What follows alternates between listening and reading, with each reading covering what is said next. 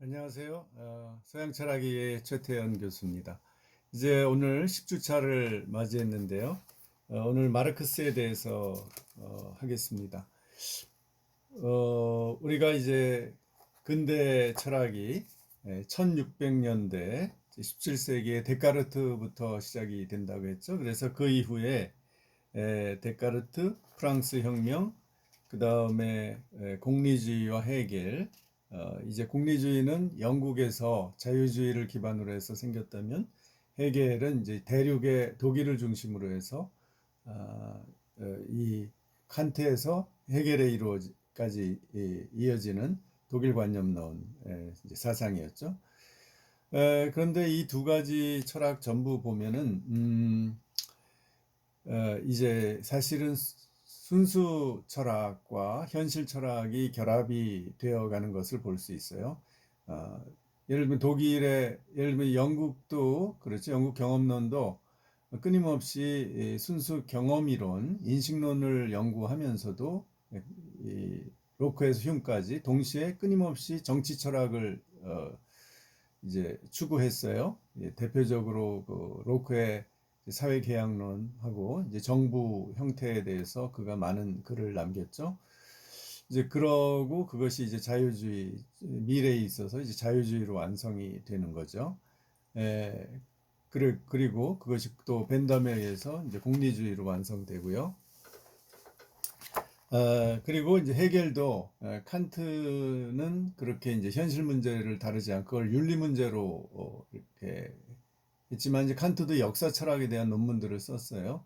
그러다가 헤겔에 의해서 종합이 되는 거죠. 그래서 이 어떤 이성의 이념이 그냥 이성으로만 있는 것이 아니라 이게 시민사회, 가족에서부터 시작해서 전통사회를 거쳐서 시민사회를 거쳐서 결국 국가에서 완성이 된다. 근대 국가에서 프로이센 같은 그런 군대 국가에서 완성이 된다. 그것은 종교와 예술, 문화 이런 모든 것을 통합해서 자유가 극대화되는 사회가 이루어진다. 이렇게 제시한 것이 이제 헤겔의 정치 철학인데 이 모든 양면, 영국과 독일의 이 관념론과 경험론의 양면의 인식이론과 또 정치 철학을 통합한 사람이 마르크스입니다.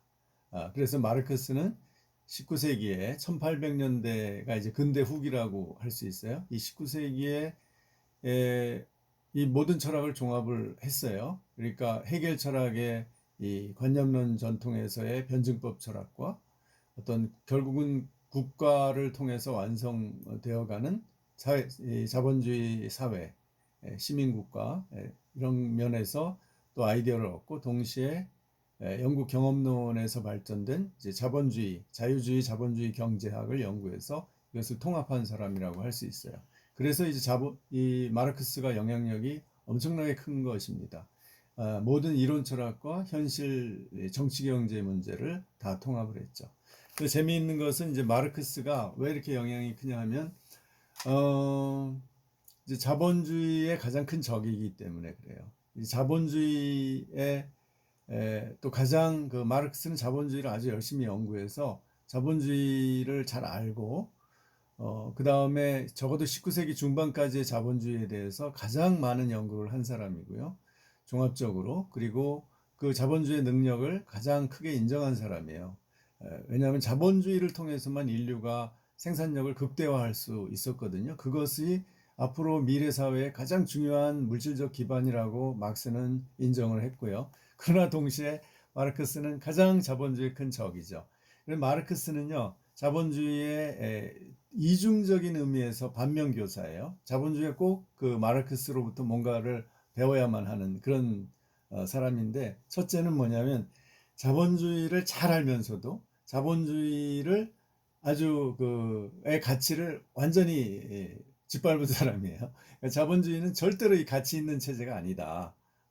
이건 잘못된 가치 위에 세워진 체제다. 그러니까 없어져야 되는 거예요. 두 번째는 역사적으로 자본주의를 분석해 보니까 정치 경제적으로 반드시 멸망한다. 반드시 망한다는 거예요. 이건 이제 자기 나름대로 사실적 분석을 한 거죠. 그러니까 이 자본주의는 존재해서는 안 되고 가치론적으로 그다음에 현실적으로 망할 것이고 그러니까 자본주의를 가장 그 나쁘게 얘기하고 자본주의 너희들 망할 것이다. 그렇게 얘기했으니까 그 얘기를 안 들을 수가 없는 거죠. 그래서 정말 안 망하려면 막스가 지적한 비판들을 잘 들어보고 그걸 고치면 살 길이 생길 수 있잖아요. 두 번째는 반면교사의 두 번째는 현실적으로 막스 역사적으로 말입니다. 막스의 영향을 받아서 생긴 실제 정치 경제 체제가 있어요. 그게 바로 공산주의 체제입니다. 현실 사회주의. 이것이 이제 그 막스가 기대했던 프롤레타리아 혁명이 이제 서유럽에서는 실패하고요. 이 노동운동과 공산당이 결합된 극단적인 이런 혁명운동이 실패를 다 하죠. 그 현실 체제 힘을 이길 수 없었던 거죠. 그런데 제일 자본주의가 후진적이고 또 체제가 불안정했던 이 러시아 그 황제 독재 체제가 가장 강했던 러시아의 여러 가지 모순이 쌓이면서 더구나 1차 대전의 그 후유증 속에서 혁명이 일어났죠. 1917년에. 그래서 결국은 소련에서 결국은 이 볼셰비즘, 레닌이 받아들인 막스, 엥겔스, 레닌으로 이어지는 이 공산주의가 체제를 성공하게 된 거죠.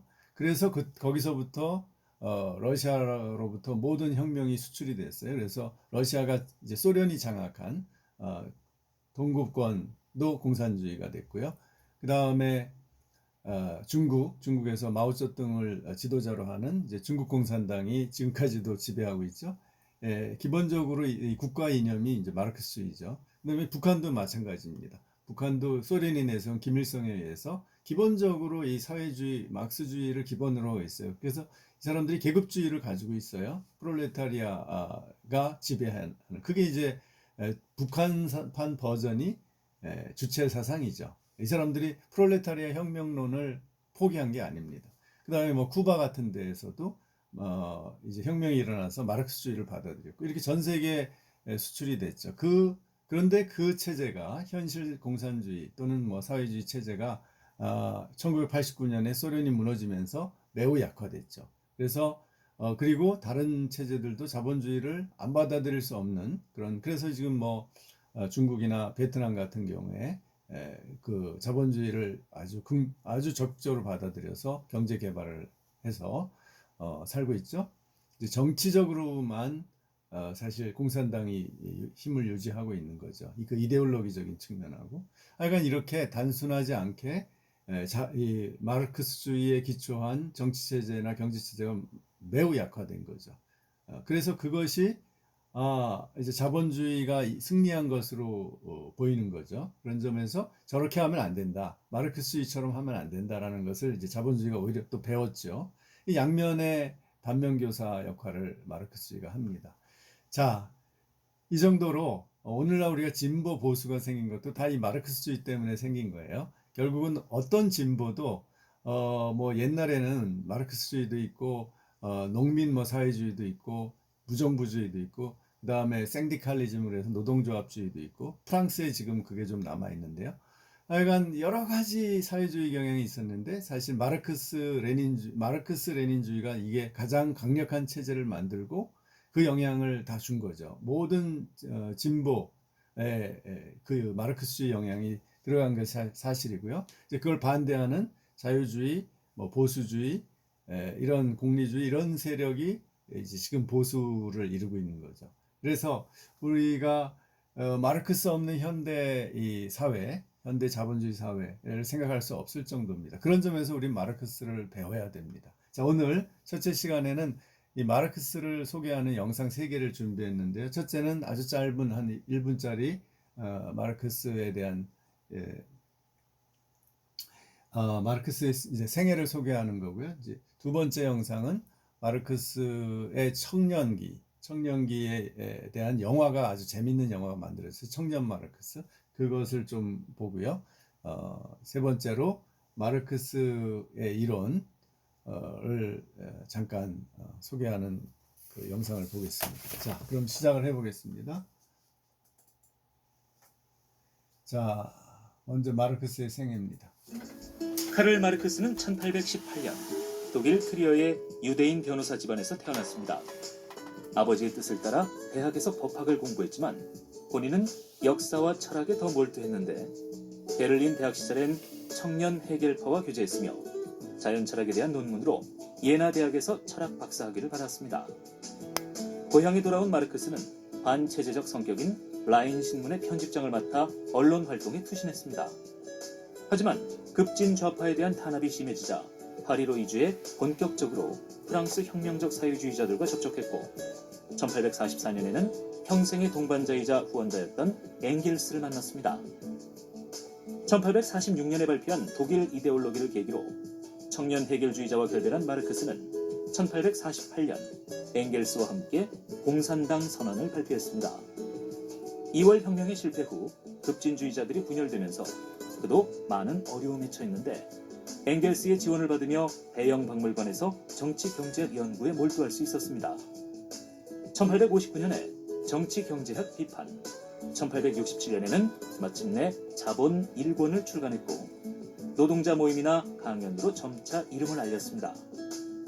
1881년 마르크스는 친구인 엥겔스가 지켜보는 가운데 64세로 일생을 마쳤습니다. 네. 카를 마르크스는 1818년 자, 두 번째 영상입니다.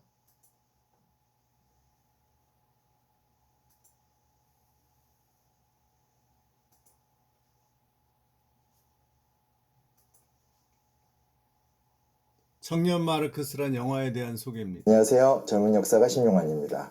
이번 영화는 그냥 제목 그대로 보면 알겠지만 마르크스의 청년 시절이고요. 사실은 마르크스의 청년 시절이라는 것이 마르크스의 단순한 일대기라기보다는 어떤 새로운 사회 변화를 향한 되게 다양한 사람들의 생각의 격전 이런 시기였거든요. 그래서 그런 시기 때의 마르크스의 고뇌 그리고 그런 어떤 고뇌의 결과가 나중에 이제 인류 역사에 굉장히 큰 영향을 주게 되는 그런 이야기들이기 때문에 보시면 너무 재밌을 것 같아요.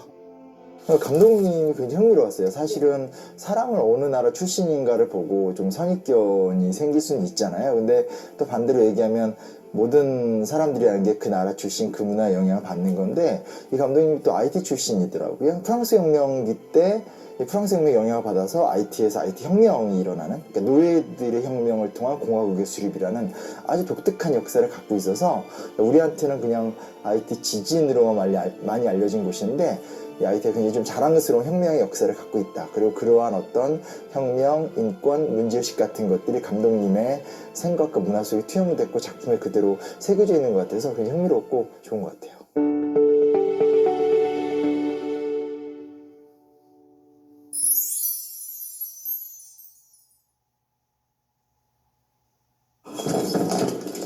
Und was macht ihr?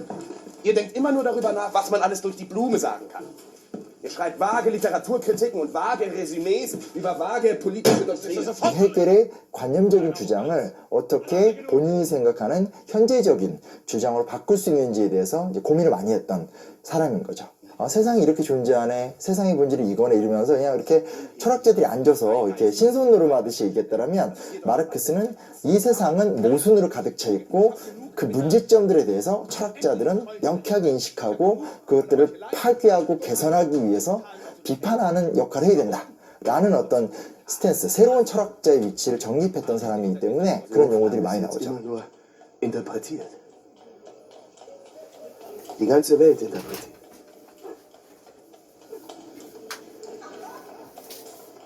Aber man muss sie verändern. 세상을 분석하는 데서 끝나는 것이 아니라 세상을 변혁하고 싶은 어떤 태도에서 시작한다는 걸 좀 염두에 두면 그 낯선 용어들이 갖고 있는 의미 정도는 쉽게 좀 간파할 수 있지 않을까 그런 생각을 해봐요. Alors, la propriété, le bien, c'est donc pareil. Vous dites la propriété et le vol.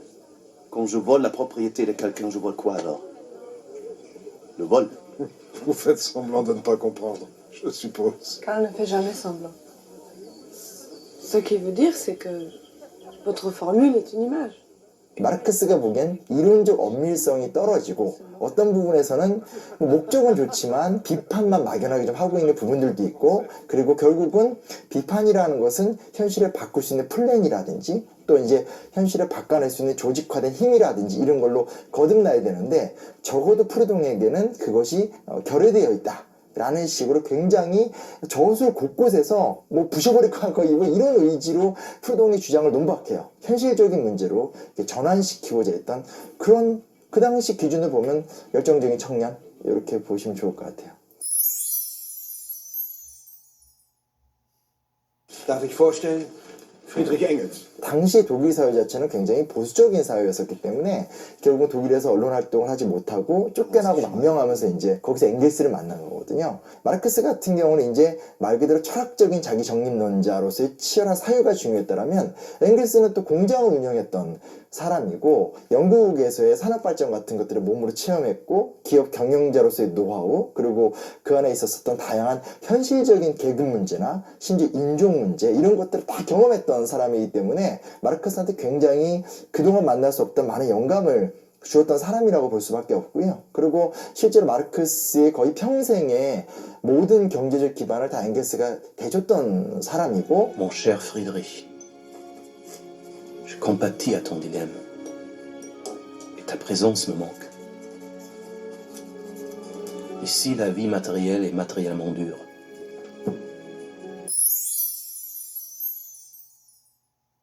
간단히 말하면 뭐 성인 노동자의 자녀들 영아 사망률이 97%, 보통 이렇게 얘기를 하고, 몇 가지 단적인 예만 든다면, 그리고 하루에 노동시간이 뭐 최소 18시간 이상, 식사를 점심 식사 같은 경우도 그냥 깽도해서, 그리고 11살 12살짜리 아이들의 영아 노동도 일반적이었고, Naylor owns foundries in Leeds. He employs many workers, including children. That's what society does. Society is not you. 그 노동자들이 대부분 공장과 도시에서 살게 되는데, 공장 같은 경우도 뭐 요즘으로 말하면 뭐 안전 시스템 이런 거 하나도 없었고요. 가장 문제는 도시예요. 그러니까 도시 같은 경우가 지금은 상수도 하수도 그 외에 각종 시스템이 있었다면, 이때는 상하수도가 없었어요. 그러니까 상하수도가 없었다는 얘기 무슨 얘기냐면, 내가 세수하는 물하고 또 음식 먹는 물하고 이게 용변 보는 물이나 빨래하는 물이 같았다라는 걸 얘기하는 거거든요. 그러니까 그것만 봐도 얼마큼 위생 상태가 심각했는지 알 수 있고, 그리고 당연히 어마어마한 다양한 범죄라든지 어떤 안전하지 못한 환경 속에서 있는 심각한 위협들 같은 것들은 넘쳐나던 상황이었던 거죠.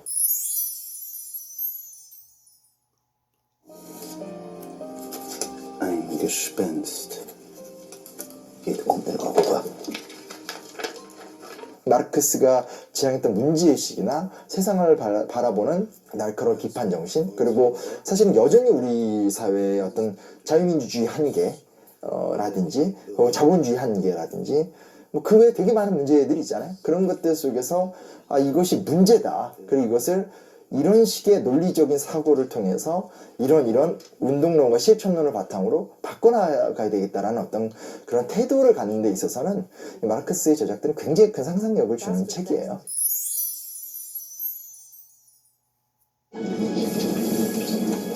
Les crises commerciales, dans leur périodicité, menacent de plus en plus les sociétés bourgeoises.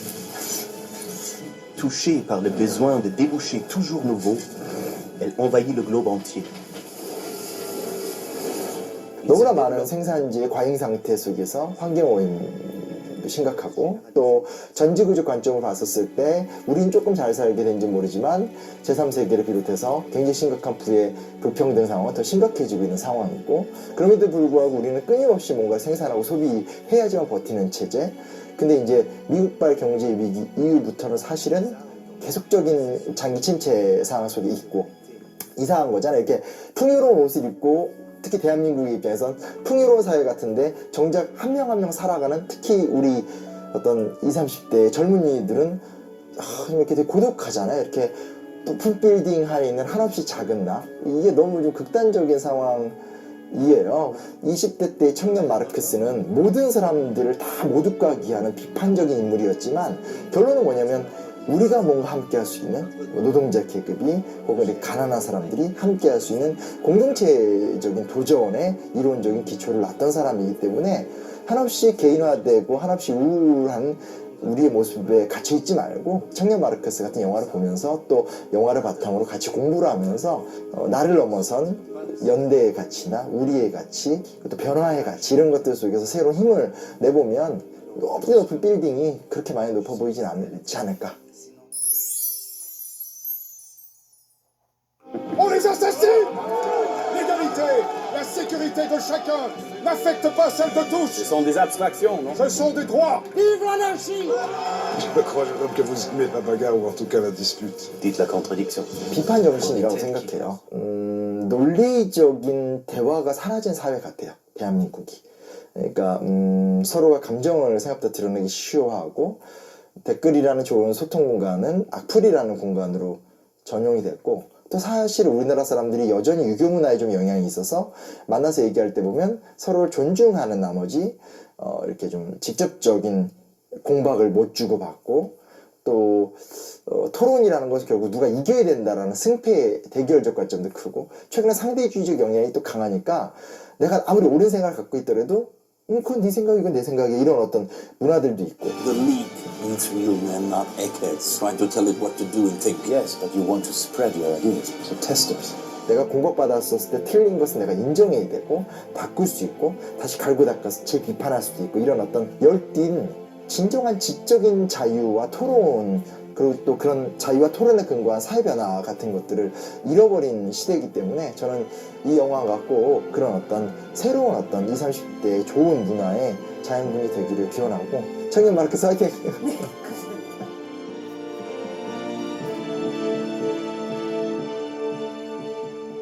예.